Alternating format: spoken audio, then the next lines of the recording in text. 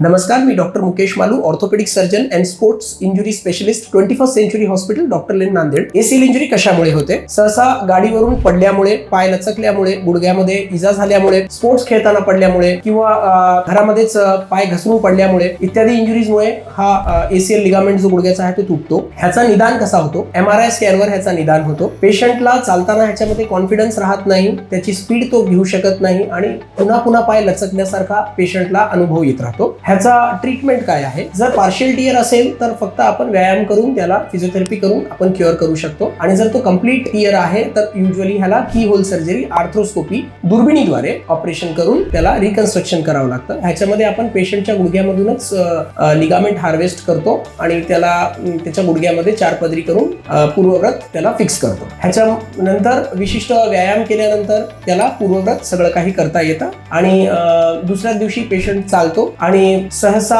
एक विशिष्ट कालावधीनंतर व्यायाम केल्यानंतर पहिल्यासारखं त्याला स्पोर्ट्स सगळे खेळता येतात. अशाच हेल्थ टिप्स जाणून घेण्यासाठी आम्हाला फॉलो करा. धन्यवाद.